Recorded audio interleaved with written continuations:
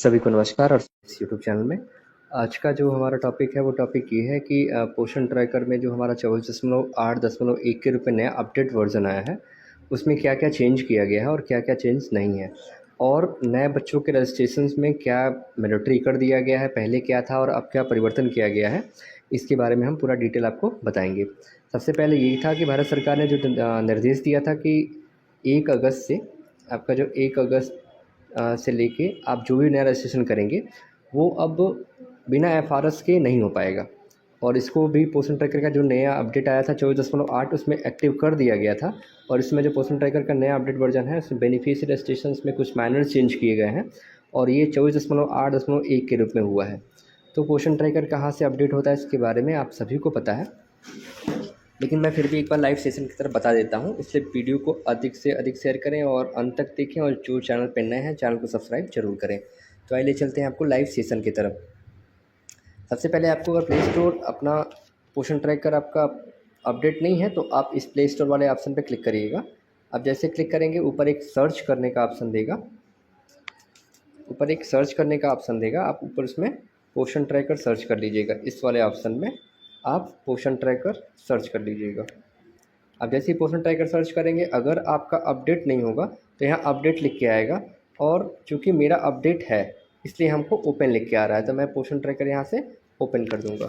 जैसे हम पोषण ट्रैकर ओपन करेंगे, चूँकि ये 24.8.1 का नया वर्जन है, तो पोषण ट्रैकर हम जैसे ओपन करेंगे आपका पोषण ट्रैकर अगर लॉगिन होगा तो आपका पोषण ट्रैकर का डैशबोर्ड सीधे ओपन हो जाएगा। इसमें देखिए इसमें लॉगिन नहीं है तो हम इस लॉगिन मैंने किया था, अभी भी एक्सेप्ट उठा लिया। कई बार क्या होता है आपका लॉगिन नहीं रहता, आपका मोबाइल नंबर और एमपिन डालने से वो दोबारा खुलना पड़ेगा। तो इसमें जो नया चेंज हुआ है वो चेंज क्या है मैं आपसे बताता हूँ लाइव में। इसमें आपको जब आप कोई नया रजिस्ट्रेशन करेंगे, चाहे वो गर्भवती हो, धात्री हो, 0 से 6 माह हो, 6 माह से 3 वर्ष हो या 3 से 6 वर्ष हो, आपको इस बेनिफिशियरी वाले ऑप्शन पर क्लिक करना है।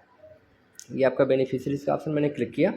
इसमें जैसे मान लीजिए कि हमको एक 6 माह से 3 वर्ष में एक रजिस्ट्रेशन करना है, तो हम रजिस्ट्रेशन 2 जगह से कर सकते हैं। एक तो ये है कि हम इस प्लस वाले ऑप्शन पे क्लिक कर लें, क्लिक करने के बाद हमको जिस कैटेगरी में रजिस्ट्रेशन करना है, जैसे मुझे 6 माह 3 वर्ष में करना है तो यहाँ से क्लिक कर लेंगे। या फिर दूसरा ये है कि हम 6 माह से 3 वर्ष में डायरेक्ट क्लिक करिए और नीचे लिखा है न्यू रजिस्ट्रेशन, हम यहाँ से भी कर सकते हैं। तो हमको अगर नया रजिस्ट्रेशन करना है तो मैं यही ऑप्शन चुन करके और यहाँ से मैंने किया। तो देखिए पहले क्या था, पहले आप न्यू रजिस्ट्रेशन पे क्लिक करते थे तो पूरा एक फॉर्म खुल जाता था, बच्चे का नाम, आधार नंबर वगैरह वगैरह डिटेल्स पूरा खुल जाते थे। लेकिन अब ऐसा कुछ नहीं है।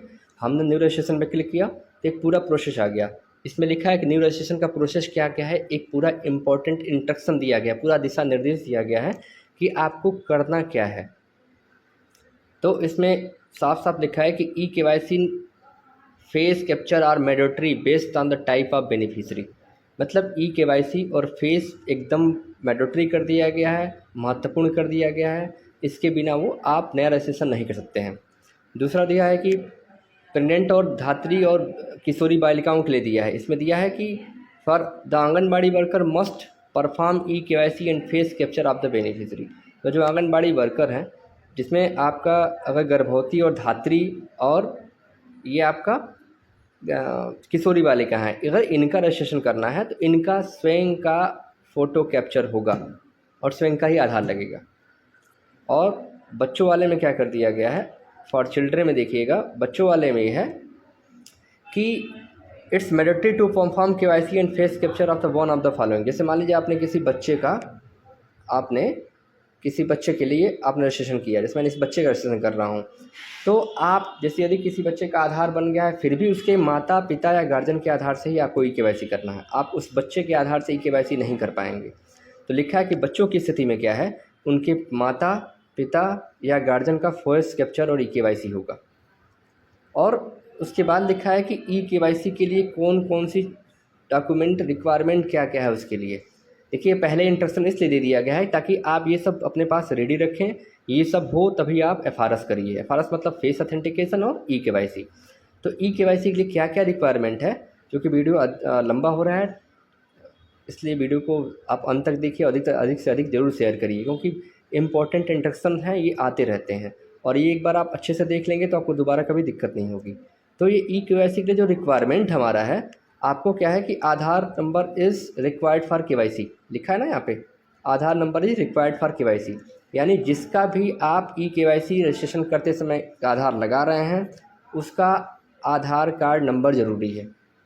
दूसरा लिखा है कि an OTP will be send to mobile number linked with Aadhaar for verification, यानी कि उस आधार से जो मोबाइल नंबर लिंक है उस आधार नंबर पे एक OTP जाएगा वेरिफिकेशन के लिए, तो वो रहना भी ज़रूरी है। अब लिख रहा है कि फेस कैप्चर रिक्वायरमेंट, FRS का क्या रिक्वायरमेंट है, तो लिखा है कि the person undergoing face capture, मतलब जिस भी व्यक्ति का फेस कैप्चर होना है, चाहे वो गर्भवती, धात्री, किशोरी बालिका, माता पिता, गार्जियन, ठीक, बच्चों में माता पिता गार्जियन के लिए है, उनका फिजिकली यानी उनका सामने खड़ा रहना ज़रूरी है, क्योंकि जो फ़ोटो लिया जाएगा वो लाइव फ़ोटो लिया जाएगा।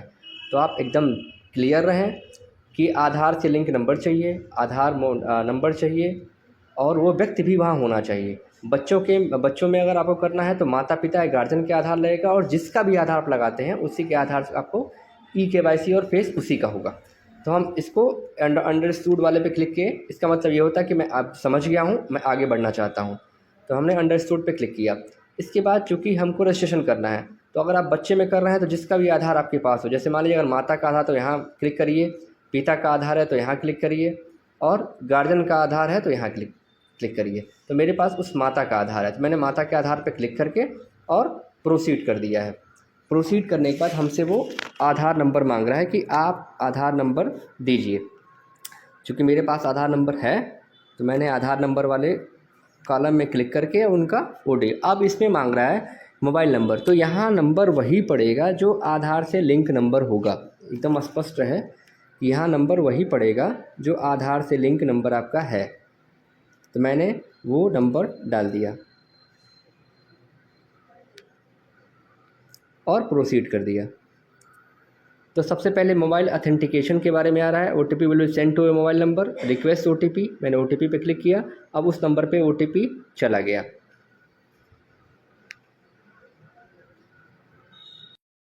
तो जो OTP आया था हम OTP इस ऑप्शन में आपको भर देंगे। OTP भरने के बाद हम इस पर वेरीफाई वाले ऑप्शन पे क्लिक करेंगे।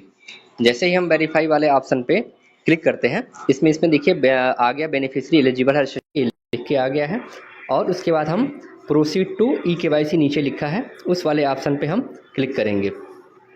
इसमें जो आपका आधार आपने लगाया है उसके बाद उसी आधार पे लिंक नंबर पे OTP जाता है, तो हम प्रोसीड टू ई केवाईसी वाले ऑप्शन पे जैसे ही क्लिक करेंगे आपका पूरा ये जैसे आप पहले करते थे आधार नंबर डालकर उसके बाद नीचे जो कैप्चा भरा जाता है कैप्चा आप भरेंगे, तो जैसे आप पहले करते थे, बस सिर्फ इतना ही बदला है कि आपका केवाईसी पहले कर दिया गया है, उसके बाद रजिस्ट्रेशन करना है। तो आधार नंबर आप ऊपर भरेंगे, फिर नीचे कैप्चा भरेंगे, फिर नेक्स्ट वाले ऑप्शन पे क्लिक करेंगे, तो आधार से लिंक नंबर पे OTP चला जाएगा। आपका पूरा प्रोसीजर यही है। जैसे मैंने यहाँ पे आधार नंबर भरा, तो जैसे आधार नंबर देखा सामने आधार नंबर था, मैंने आधार लिया, आधार नंबर भरने के बाद हम जो नीचे कैप्चा लिया है, कैप्चा ऐसे भरिएगा कि जैसे अगर कैपिटल लेटर में बड़े लेटर में लिखा है तो आपको बड़े लेटर में ही भरना पड़ेगा।